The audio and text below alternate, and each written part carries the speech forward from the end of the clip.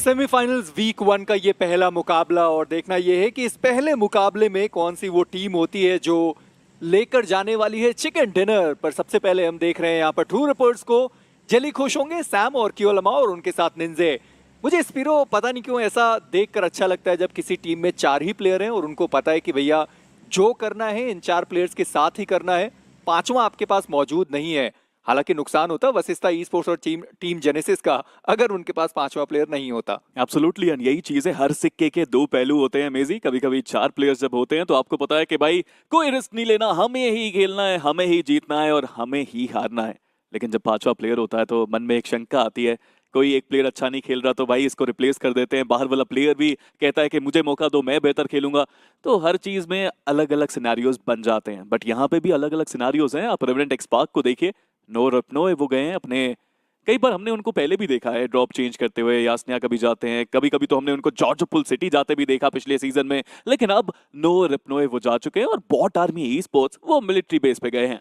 और bot army e sports ने तो वैसे भी अपने ड्रॉप लोकेशन में कुछ खास बदलाव नहीं किया। बहुत समय हो चुका है बॉट आर्मी और जीडीआर के बीच में भी हमने बहुत फाइट्स होते हुए देखी है। जिस लैंड इवेंट के बारे में हम लोग चर्चाएं कर रहे हैं वहां पर भी ऐसी सिचुएशन आई थी, पर दोनों में से किसी ने भी अपने ड्रॉप लोकेशन चेंज नहीं किए थे। दोनों ने लड़ाई लड़ी और ये पहला फेज तो आप देखिए, यानी कि बॉट आर्मी वो बहुत खुश हैं, टीम 8 बिट वो बहुत खुश हैं और रेवेनेंट एक्सपार्क ज्यादा मूव करने की उनको जरूरत भी नहीं पड़ने वाली। एब्सोल्युटली, बट मैं देखना चाहूंगा कि जब उनके ड्रॉप क्लैशेस नहीं है तो क्या खेलने के तरीके में बदलाव आएगा, क्या वो अग्रेसिव ही खेलेंगे या फिर स्लो पेस्ड गेम प्ले आज आपको रेवेनेंट एक्सपार्क की तरफ से देखने को मिलेगा। वहीं खुशी की बात आप कर रहे हैं तो मेजी मुझे लगता है फॉरएवर रेडेक्स रॉस के पास भी बहुत खुशी होगी, क्योंकि जोन के अंदर एक अच्छा एडवांटेज है उनके पास। और अगर ये जोन सच में ब्रिज के पास जाता है या फिर ऊपर चला जाता है तो फायदा उनको भी मिल सकता है अगर वो अर्ली रोटेट करते हैं। वहीं वोबल गेमिंग पोजीशन तो उनकी भी शानदार है, बट 8 बिट को मैं देख पा रहा हूं यहाँ पे अर्ली रोटेट कर रहे हैं, बट दूसरी जगह तो ड्रॉप क्लैश की बारी है। 2 युवा टीम्स के बीच में ये जंग की घड़ी आ चुकी है, एक तरफ राइडर और सामने है ऑल्टीट्यूड। और सबसे पहले गॉड्स हैं जिन्होंने वो नॉक निकाला, फेम वो डाउन किए गए। हालांकि लेजी को मेले वेपन से डाउन किया गया और लेजी उनका एलिमिनेशन हुआ है और जो दूसरे खिलाड़ी थे फेम उनका एलिमिनेशन हो चुका है, यानी कि दोनों ही टीम ने अपना एक एक खिलाड़ी गवा दिया। और अभी भी आप देखेंगे तो 2 खिलाड़ी हैं दोनों ही टीम से जिनको आप थोड़ी दूरी पर देख पा रहे थे, पर क्लाउड्स वो आगे बढ़े, माफ करिए गॉड्स वो आगे बढ़े और उन्होंने एक और नॉक निकाला है और बहुत आसानी से उस प्लेयर को भी डाउन करेंगे, क्योंकि जो तीसरा प्लेयर है उनके पास वेपन नहीं है, वो बस इंतजार कर रहे हैं। अभी तक अपनी पोजीशनिंग उन्होंने दी नहीं है, काटने के लिए वो आगे बढ़े, पर उससे ही पहले बैकअप आया और राइडर उन्होंने अपना तीसरा खिलाड़ी भी गवा दिया। अनफॉर्चुनेट सीन्स यहाँ पे हमने देखे, बिकॉज आप उतरे हैं, आपके पास वेपन नहीं है, एक कंपाउंड के अंदर 4 खिलाड़ी 5 खिलाड़ी। और अगर आपको निफ्टी में बड़ी क्वांटिटी ट्रेड करनी है तो here's how you can do it on the Groww terminal. मैंने 4500 शुरुआत बहुत खराब हुई है राइडर की। एग्जिस्ट ही हैं जो अब एग्जिस्ट कर रहे हैं इस मैप के अंदर अपनी टीम से, और रोटेशन के अलावा कोई चारा नहीं उनके पास। अब देखते हैं ये अकेला खिलाड़ी अपनी टीम के लिए कितने पॉइंट्स निकालेगा, बिकॉज सिर्फ पॉइंट्स निकालने के लिए आपको अकेला बचना, हम ये नहीं कह रहे कि वो पॉसिबल नहीं है, बट यहाँ से जोन के अंदर रोटेट करना भी एक बहुत बड़ी चुनौती रहेगी उनके लिए। वहीं दूसरी तरफ ट्रू रिपर्स मेजी प्रभावित तो इस टीम ने भी करा है, अग्रेशन भी दिखाया। हाँ, कभी ना कभी कहीं ना कहीं किसी मैप में जोन के अंदर रोटेशन में प्रॉब्लम हुई है, लेकिन उसके बावजूद क्वालिफाई करके पहुंचे हैं यहाँ तक।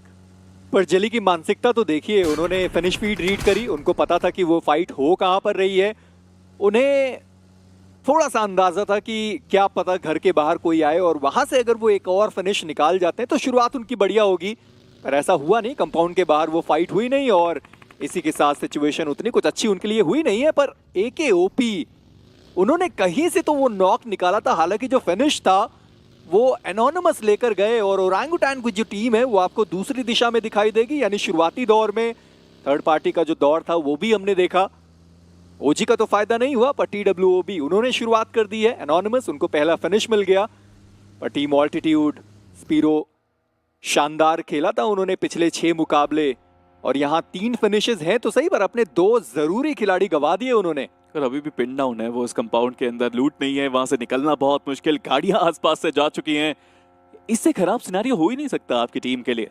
हालांकि ओरांगुटान का जो इंटेंट है वो काफी अच्छा लगा मेजी। रोजोक में लूट थोड़ी बहुत करने के बाद सीधा चले गए, मे बी कोई गन की साउंड आई हो, मे बी थोड़ा सा पीछे कोई प्लेयर हो, और सीधा उन्होंने अटैक करना सही समझा। इंटेंट अच्छा है, लेकिन ओरांगुटान का प्रदर्शन पिछली बार जो हमने देखा था वो मन मुताबिक नहीं था, वो एक्सपेक्टेशंस के विरुद्ध था। हालांकि फिर भी क्वालिफाई हुए थे नंबर्स पे। 43 पॉइंट्स के साथ वो टीम क्वालिफाई हुई। और जब आप सोशल मीडिया की बात कर ही रहे थे तो AKOP, वहां पर आरू, सबने यही बोला कि भाई बस लक की वजह से हम क्वालिफाई हुए, हमने खेला बढ़िया नहीं था। और ये चीज उन्हें भी पता है कि भाई 43 पॉइंट्स 6 मैचेस में, जहां आपको पता है कि आप और भी ज्यादा पॉइंट्स निकाल सकते थे, वहां पर 46 के साथ आपको इंतजार करना पड़ा, आपको मनाना पड़ा कि जो नीचे वाली टीम है वो अच्छा खेल कर जाए, टॉप वाली टीम खराब खेले, ताकि जो हमारा कट ऑफ है वो थोड़ा नीचे आए। और उसकी वजह से ट्रॉय तमिलियन और ओरांगुटान दोनों को हमने क्वालिफाई होते हुए देखा है। पर अब उनके पास मौका है कि ऐसी नौबत आने ही ना दें। शुरू से वो बढ़िया खेले और वही करने की कोशिश थी, गए, एक को नॉक किया, हालांकि फिनिश नहीं मिला उनको। देखिए प्रेशर भी होगा यहाँ पे ओरांगुटान के ऊपर। मैं क्यों कह रहा हूँ, बिकॉज उनके ओनर ने भी स्टोरी लगा के बोला था डिसअपॉइंटेड विद द परफॉर्मेंस। जब आपके ओनर बोल रहे हैं तब आपको थोड़ा सीरियस तो खेलना ही पड़ेगा। बट ये 4 खिलाड़ी हैं जिन्होंने सबको प्रभावित करा है। Hero, extreme, godlike. Aman wild card में जब आए थे तो ऐसा लग रहा था कि यार शायद वो फॉर्म नहीं है जो हम क्वार्टर फाइनल्स में देख के आए हैं, लेकिन वो फॉर्म वापस आई है। बहुत बेहतर खेला है। बट अभी तो शॉट आए एडमिनो के ऊपर, बाल बाल बचे, नॉक वहां पे कोई प्लेयर हुआ नहीं। अपने आप को सेफ स्पॉट में लाके दोबारा हील करेंगे। पता नहीं, मुझे वो BMPS का मैच याद आ गया जहां पर सर्कल स्कूल पे खत्म हुआ था और हीरो एक्सट्रीम गॉडलाइक उन्होंने वो चिकन निकाला था और एडमिनो वहां पर 0 फिनिशेस के साथ थे। पर ठीक है, वो भी जमाना आएगा, बहुत जल्द आएगा। कोलकाता की धरती पर हम मुलाकात करेंगे और वहां देखेंगे कि स्कूल के साइड पर कोई सर्कल शिफ्ट होता है या फिर नहीं। पर जैसे हमने 8 बिट के बारे में बात करी थी, सबसे पहले उन्होंने ब्रिज को क्रॉस किया और अब वो सदर्न एजेस पर टीम पहुंच गई है। पर वहीं पर बॉट आर्मी को अगर आप देखेंगे, वो इस वक्त ब्रिज के साइड पर जाते हुए आपको दिखाई दिए। एक प्लेयर है जो ब्रिज के बहुत क्लोज है, बाकी 3 प्लेयर जो कंपाउंड्स होते हैं ब्रिज के आसपास, वहां पर आपको दिखाई देंगे। अब देखना यह है कि ब्रिज कैंप कितना ज्यादा सक्सेसफुल हो सकता है। वहीं पर forever x, red x Ross, वो शोर लाइन पर जो वेयर हाउसेज होते हैं वहां पर वो टीम मौजूद है। अभी तक क्रॉस नहीं किया है उन्होंने उस रिवर को। वो भी इंतजार कर रहे हैं कि कब यहाँ पे अगला जोन बनेगा। बट अगर हम एक बार जोन देख पाए तो मैं आपको बताऊंगा कि 8 बिट ने तो तय कर लिया है, ये तो मिलिट्री बेस का जोन है। अब एक आईजीएल अगर कॉन्फिडेंटली बोल रहा है कि ये जोन है, हम रोटेट करेंगे, और वो गलत साबित होंगे, तब मुश्किलें बढ़ेंगी। बट यहाँ तो लड़ाई की बारी है। एसओए को देखिए, back to back players knock होते हुए, बैक टू बैक खतरा बनता हुआ। ट्रेड में यहाँ पे पेका को जरूर डाउन किया, बट रणवीर का ये काउंटर ट्रेड आया। ट्रॉय तमिलियन की शुरुआत तो बहुत अच्छी हुई है, बट अब ये मुकाबला एसओए के हाथ से जाता हुआ। अगर एसओए को यहाँ पे जीतना है तो मैजिक को सच में एक मैजिकल प्रदर्शन करना है, और ये जंप शॉट सही में काम करता हुआ उनके लिए शॉट दोनों को दिए, but that nade was too good. आखिरी में तो एक 1v1 की फाइट बनी थी, बट वो नेड ने पूरी टीम को बचाया और ट्रॉय तमिलियन अब 4 फिनिशेस के साथ बहुत खुश हैं। पर मैं इसका जो श्रेय है वो इन्फर्नो को देना चाहूंगा, क्योंकि वो ब्रोकन वॉल से खिलाड़ी ऊपर उड़ गया।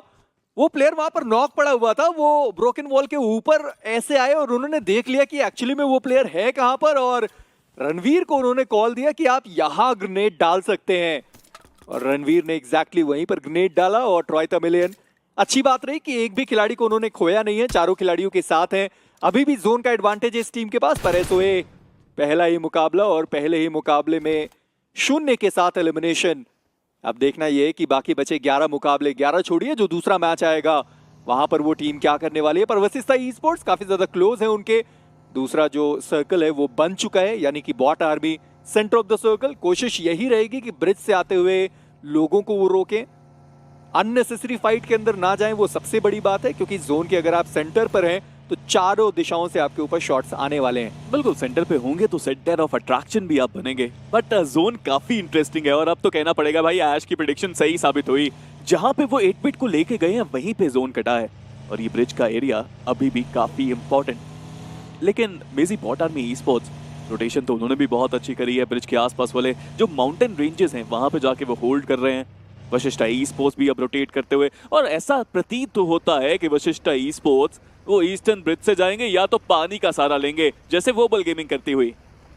जी हाँ, पर वेस्टर्न एरिया का ये छोर है, और देखेंगे कि वशिष्ठा ई स्पोर्ट्स, चलिए आप नाम ले ही रहे थे कि हेल इन्फर्नो के साथ उनकी मुलाकात हो गई, और आज सुबह ही मैंने पुकार से टपाटप के बारे में बात करी थी, और उन्होंने कहा था कि भाई हमारा तो कोई मन ही नहीं था 5वें प्लेयर को लेने के लिए, और वो गमला बॉय थे जिन्होंने टपाटप से इंट्रोड्यूस किया, और उन्होंने कहा कि आप इस खिलाड़ी को टीम के अंदर ले सकते हैं। पर खैर उसके बारे में थोड़ी बातचीत होती रहेगी, पर फिलहाल के लिए वशिष्ठा ई स्पोर्ट्स वो फंस चुकी है। फिर से एक और खिलाड़ी जो गिराए गए, यानी कि हेल इन्फोर्नो, 2 फिनिशेस उनके पास आ चुके हैं और वशिष्ठा ई स्पोर्ट्स अब बचते हैं 2 प्लेयर्स के साथ, वो भी जोन के बाहर। मुश्किलें बहुत हैं, अब यहाँ से जोन के अंदर जाना भी एक कड़ी चुनौती और वहां से पॉइंट्स निकालना भी एक कड़ी चुनौती। बट रेवेनेंट एक्सपार्क को देखिए, स्पॉट तो उन्होंने भी किया है, लूसीफर को आराम से नॉक निकाला, लेकिन अभी तक वो कंफर्मेशन नहीं आया। हालांकि शैडो अभी भी गाड़ी में आगे बढ़ते हुए और घेराबंदी की गई है उन प्लेयर्स की, लेकिन ये इतना आसान होगा नहीं यहाँ पे सरवाइव करके जाना। क्या सच में फाइट के लिए जा रहे हैं? बट शैडो को तो देखिए, गाड़ी से उतरे, एक और प्लेयर को डाउन किया, it is just too good. और डिफेंडिंग चैंपियंस कुछ अलग ही शुरुआत करना चाहते हैं, 3 प्लेयर्स नॉक कर दिए और अब आखिरी प्लेयर बचा है फीनिक्स।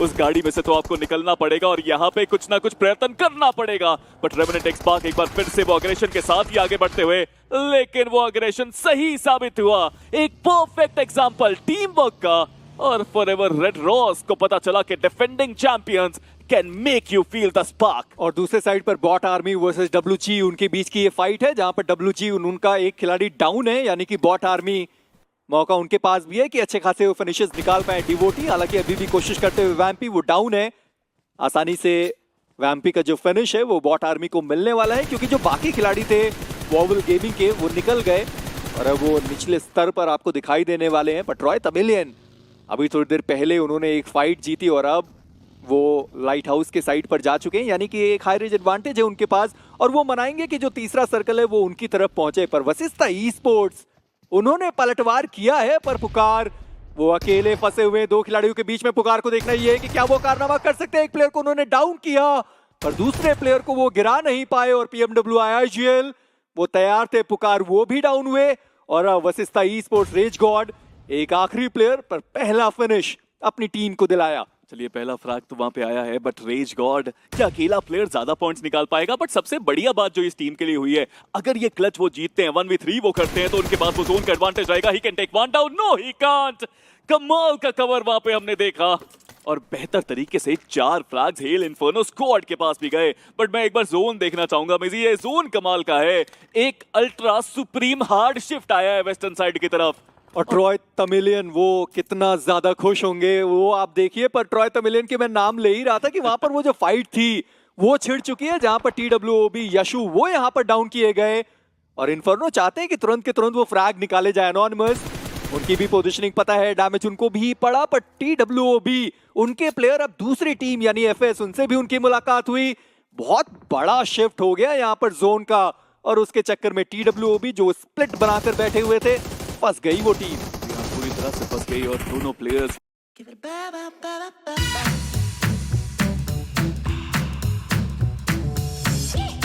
यहाँ पे खत्म होते नजर आए। हालांकि एक जो बचे हुए प्लेयर्स हैं कोशिश कर रहे हैं कि थोड़ा सा दूर जाएं, बच के यहाँ से निकल जाएं, बट जब तक आप जोन के अंदर इन कंपाउंड्स की तरफ हैं, आप यही चाहेंगे कि जोन का फायदा मिले, होल्ड करके पेशेंस दिखा के आप यहाँ पे खेल के जाएं। फिनिशर्स की बात करें तो एक एनोनिमस ने बहुत पहले चुराया था, लेकिन उसके बाद से रास्ते बिल्कुल आसान नहीं। चलिए, यशु को भी टैगर मार के खत्म किया उन्होंने, बट यहाँ पे तो जीतना बहुत मुश्किल है, यहाँ पे सरवाइव करना बहुत मुश्किल, बिकॉज रणवीर बाजू में थे और किसी को अंदाजा नहीं था। और अब बचे हैं काना, इस टीम के आखिरी खिलाड़ी। मैं सोच रहा हूँ कि ये किस तरीके का गेम प्ले चल रहा है, जहां पर हेल इन्फर्नो बहुत बढ़िया खेल रही है। ट्रॉय तमिलियन को आप देखें, 6 फिनिशेस निकाल चुके हैं, इस लॉबी का हाईएस्ट है अभी तक और उन्होंने एक भी अपना खिलाड़ी गवाया नहीं और कान्हा का अगला नंबर हो सकता है, यानी कि 7वां फिनिश ट्रॉय तमिलियन वो अपने लिए निकाल सकते हैं। पर रणवीर लगता नहीं कि उनके पास कोई भी फर्स्ट एड मौजूद है, पर जॉनथन उनका आगमन हुआ है और देखना ये कि हीरो एक्सट्रीम गॉड लाइक उन्होंने वो शॉट्स दिए तो दिए कहां से, मैं अभी भी उनको मैप में नहीं देख पा रहा हूं। चलिए ठीक है, सिंपल लाइट हाउस पर मौजूद है और जो बाकी खिलाड़ी हैं वो दूसरी दिशा में मौजूद हैं। पर पंग किसी बीच ड्रीम्स के द्वारा वो डाउन हुए, क्योंकि FS थोड़ी देर पहले वो भी वहीं पर आए थे जहां पर दिक्कतें TWOB की उन्होंने ज्यादा बढ़ाई थी। थोड़ा संभल के खेलना पड़ेगा यहाँ से, बिकॉज अगर जोन यहाँ से दूर जाता है तो फिर आपको ब्रिज क्रॉस करने में बहुत दिक्कतें आएंगी। FS को भी आगे बढ़ना पड़ेगा, बट यहाँ तो देखिए काना ने वो पहला नॉक निकाल दिया है। ये सबसे बड़ी बात है, क्योंकि अपनी टीम के लिए आपने एक एक्स्ट्रा फ्लैग निकाला और अपने अपोनेंट का एक प्लेयर भी कम किया। बट आप ट्रू रिपर्स की बात कर रहे थे, उनकी लड़ाई शुरू होती हुई और रैंगुटैन के खिलाफ, और ये लड़ाई भी बहुत इंपॉर्टेंट है इस मैप के कॉन्टेक्स्ट में, बिकॉज ये दोनों टीम्स चाहती हैं कि पहले मैच से सबसे ज्यादा वैल्यू निकाले। बट मुझे तो लगता है मेजी ये जोन बहुत शरारत करेगा। देखिए तो सही, ऊपर जितनी भी टीम्स है फेरी पियर और ब्रिज के आसपास, हर एक टीम को अब रास्ता नापना है जोन तक का।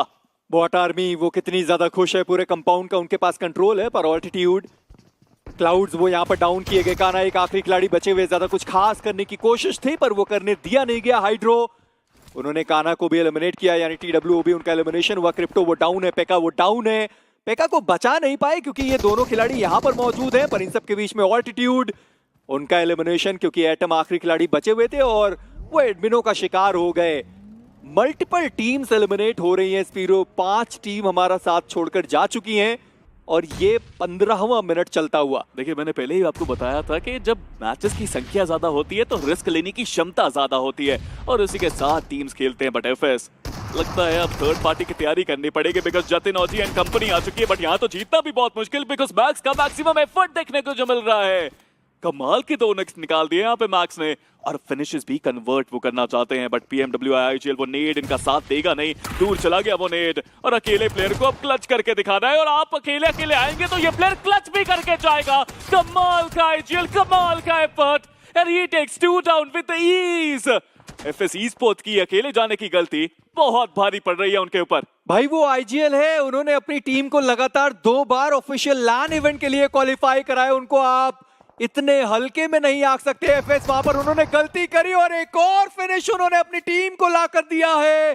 एफएस Esports उनका एलिमिनेशन हुआ, हालांकि वो जतिन थे जिन्होंने आखिरी प्लेयर को एलिमिनेट किया, पर hello inferno Spiro total 7 finishes उन्होंने निकाले हैं और अगर ये टीम अभी भी यहाँ पर एलिमिनेट होती है एक भी प्लेसमेंट पॉइंट उनको नहीं मिलेगा। मुझे लगता है यहाँ पे हमें बस एक ही चीज कहनी चाहिए और वो ये है कि वेलकम टू सेमीफाइनल्स वीक 1 जहाँ पे अग्रेशन अपनी परम सीमा पे आ चुका है। कमाल का एफर्ट हर एक टीम की तरफ से और वैसे एफएस का एक फ्रैग तो ना एडमिनो चुरा के ले गए वहां पर इसके ऊपर से, वो भी कमाल का स्प्रे था उनकी तरफ से।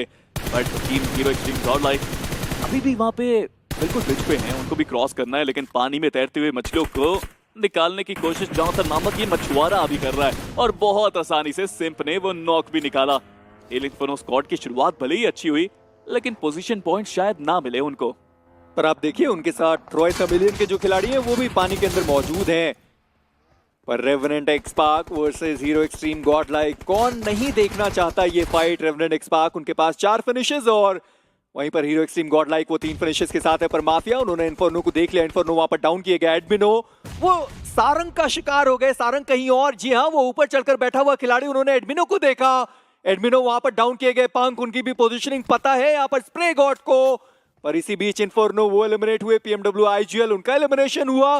हीरो एक्सट्रीम गॉडलाइक सामने बड़ी चुनौती, वो चैंपियन खिलाड़ी सामने मौजूद है और देखना यह है कि अब ये ब्रिज किस तरीके से हीरो एक्सट्रीम गॉडलाइक वो क्रॉस करने वाली है। और बहुत बड़ा स्प्लिट है अगर आप देखें, रेवेनेंट एक्सपार्क का रास्ता आसान नहीं है बट अभी के लिए तो जोन के अंदर पहुंच चुकी है हीरो एक्सट्रीम गॉडलाइक, लेकिन उनके सामने अब नेड्स की चुनौती है। बाउंस करके नेड्स आ भी रहे हैं लेकिन कनेक्शन अभी तक मिला नहीं। दूसरी तरफ ट्रॉय तमिलियन कुछ अलग ही लेवल का प्रदर्शन हमने देखा उनकी तरफ से, बट यहीं तक था इस पहले मुकाबले का सफर। 7 फिनिशेस के साथ उनका भी अंत हुआ है। बट सारंग, जब भी ऑफिशियल टूर्नामेंट की हम बात करते हैं मेजी, ये प्लेयर हमेशा शाइन करता है। He is mister dependable for his team. But यहाँ पे जो सिंप की पोजीशन है वो शायद गेम बदल दे, लेकिन अभी भी हीरो एक्सट्रीम गॉडलाइक के प्लेयर्स जोन के बिल्कुल एज पे हैं। पर स्पीरो अब रेवेनेंट एक्सपार्क को भी समझना है कि ये फाइट ज्यादा जरूरी है या जोन ज्यादा जरूरी है, क्योंकि शैडो को आप देखिए वो तो वैसे भी बहुत दूर है अपनी टीम से। हालांकि अब वो दूसरी दिशा में जा सकते हैं जहां से एक बार के लिए हीरो एक्सट्रीम गॉडलाइक कोशिश करे कि चलिए ठीक है इस फाइट से डिसएंगेज करते हैं और दूसरी दिशा में जाने की कोशिश करते हैं। पर सिम्प, लगता तो है कि उन्होंने किसी खिलाड़ी को देखा है, पर जोकर, और अगर उन्हें अंदाजा हुआ नहीं कि सामने सिम्प मौजूद है, फाइनली जी नहीं सिम्प को उन्होंने देखा नहीं है, पर जोकर फाइनली सिम्प का वहां से शॉट्स आए, जोकर को डैमेज पड़ा है, वो सामने से आता हुआ ग्रेनेड पर पंक। इसी बीच स्प्रे गॉड के द्वारा डाउन किए गए जॉनथन का वो ग्रेनेड, जोकर डाउन हुए, स्प्रे गॉड उनकी भी पोजीशनिंग वहां पर रिवील्ड है। जॉनथन एक शानदार ग्रेनेड, जोकर वो भी एलिमिनेट हुए, स्प्रे गॉड उनका भी एलिमिनेशन होगा। यानी रेवेनेंट एक्सपार्क अब बसती है मात्र अपने 2 खिलाड़ियों के साथ। हर बार हमने अलग अलग कहानियों को बनते हुए देखा है और जॉनथन इस प्लेयर के हाथ में नेड हमेशा खतरनाक होते हैं। एक कमाल की बात अब हमारे सामने आन पड़ी है। जॉनथन एक और नेड इस खिलाड़ी के हाथ में और सामने सारंग अपने आप को हील करते हुए। एचपी कम जरूर हुई है बट सारंग को स्पॉट किया। जॉनथन टेक्स अनदर, ये तीसरा फ्रैग जॉनथन के लिए, but that is all he is gonna get. Zone से जॉनथन भी डाउन, बट मॉन्स्टर ने अपना काम तो करके दिखाया है। पर वो शैडो हैं जिन्होंने जॉनसन को इतना डैमेज दिया कि वो प्लेयर जोन के बाहर डाउन हुआ। पर शैडो अब उन्हें भी यहाँ से निकलने की जरूरत पड़ने वाली है क्योंकि सामने उनके आ चुकी है 8 बिट की एक बड़ी चुनौती। शैडो सर्वाइवल गेम खेलने की जरूरत पड़ने वाली। इसी बीच एक्सिस उनका एलिमिनेशन हुआ, यानी राइडर वो भी गए इस मुकाबले से और बॉट आर्मी से उनकी मुलाकात हो गई। शैडो उनका एलिमिनेशन हुआ। रेवेनेंट एक्सपार्क 4 फिनिशेस और मात्र 1 प्लेसमेंट पॉइंट वो ले पाए, पर हीरो एक्सट्रीम गॉड लाइक वो अभी भी अपने 3 खिलाड़ियों के साथ, और अब उनके सामने एक नहीं 2 चुनौती, टीम 8 बिट और सामने बॉट आर्मी। जी हाँ, बट 8 बिट भी गाड़ियों में है, वो अटैक करना चाहते नहीं। और वहीं पे अगर बात की जाए सिनारियोस की तो बॉट आर्मी है जो अटैक करना चाहती है। करीब तो आए हैं बट यहाँ पे वो नॉक अभी तक निकला नहीं। But hero extreme god like off to a great start. 7 frags वो निकाल चुके हैं और यहाँ पे भी 3 प्लेयर्स के साथ बहुत वैल्यू निकाली जा सकती है। वहीं अगर जोन के सेंटर में देखा जाए और रैंगुटैन के पास पूरा जोन का एडवांटेज है मेजी, और शुरुआत में इंटेंट दिखाने के बाद जोन की रोटेशन कमाल रही है उनकी। आप ट्रू रिपर्स को तो देखिए कि अभी तक उन्होंने किसी से कोई भी फाइट ली नहीं है, मात्र सर्वाइवल का गेम उस टीम ने अभी तक खेला है। पर सेम सामने आते हुए खिलाड़ी को उन्होंने देखा है, पर मॉन्टी उन्होंने सिम को डाउन किया है और अब हीरो एक्सट्रीम गॉड लाइक बसती है 2 खिलाड़ियों के साथ, पंक और उनके साथ एडमिनो।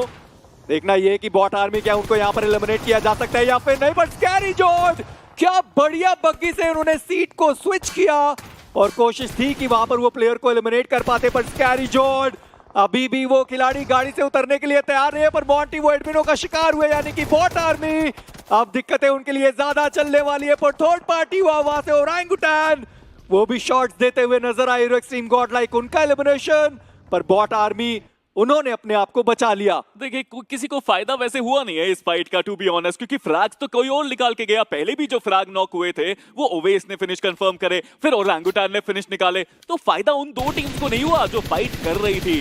पर अब बारी है अटैक की, क्योंकि 8 बिट ने अटैक कर दिया है, थर्ड पार्टी की है बारी, और दूसरी तरफ से ट्रू रिपर्स भी यहाँ पे आ चुकी है। मतलब बॉट आर्मी का सरवाइव करके जाना लगभग असंभव। और लीजिए एक और फ्रैग हो गया चोरी।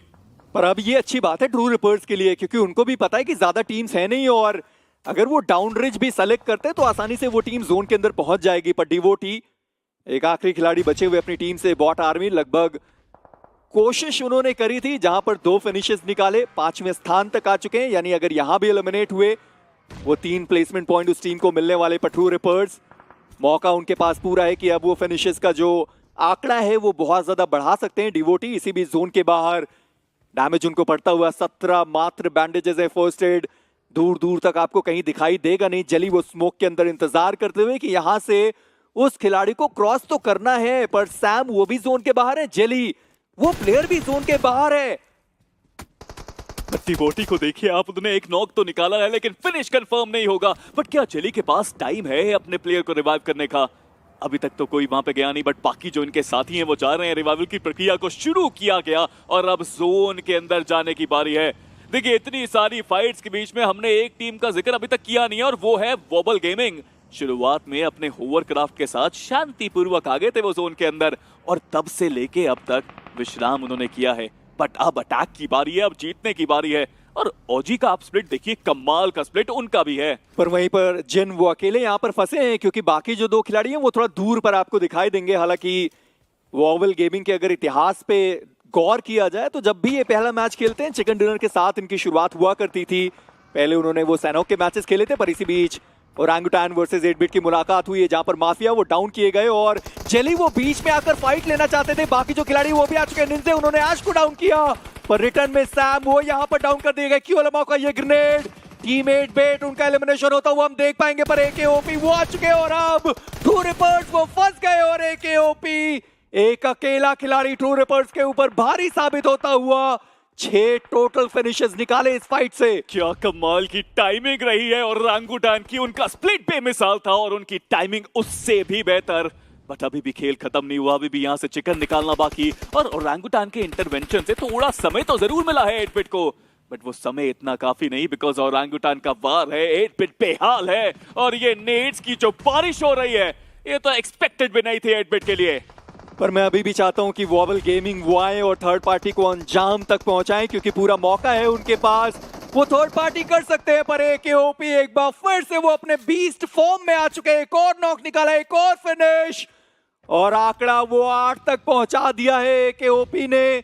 और आज के दिन पे वेरॉन वो भी ओरंगुटान का हिस्सा है। पर अब बारी आती है वॉवल गेमिंग एंड ओरंगुटान की बीच की ये फाइट की, जहां पर ओरंगुटान के एप्स उन्होंने 11 टोटल फिनिशेस निकाल दिए हैं।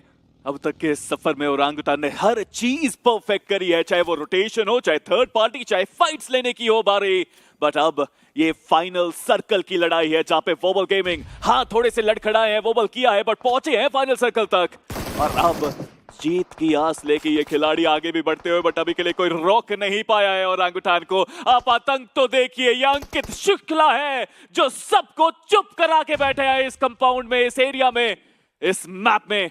बट अभी भी वोबल गेमिंग 2 प्लेयर्स उनके पास। मुझे लगता है कि ये रियलमी BGIS 2025 के इतिहास में पहली बार ऐसा होगा कि कोई टीम जो दूसरे पायदान पर आए पर एक भी फिनिश उनके पास ना हो। रैग्नार वो भी डाउन हुए, यानी कि स्पॉटा वो एक आखिरी खिलाड़ी बचे हुए, और ओरंगुटान के एप्स वो चल चुके हैं विजय हासिल करने के लिए। सामने उनके स्पॉटा मौजूद है, सामने से आते हुए वो 2 बग्गी, कुछ खास कमाल वो कर पाएंगे नहीं। और ओरंगुटान पहला ही मुकाबला और शानदार शुरुआत चिकन डिनर के साथ। जी हाँ, और जब 43 अंक के साथ ये वाइल्ड कार्ड में बैठे थे तो आरू ने एक स्टोरी डाली थी कि हम डिजर्व नहीं करते यहाँ पहुंचना, हमने उतना बेहतर गेम खेला नहीं है, बट फिर भी ये लक था जो हमको सेमी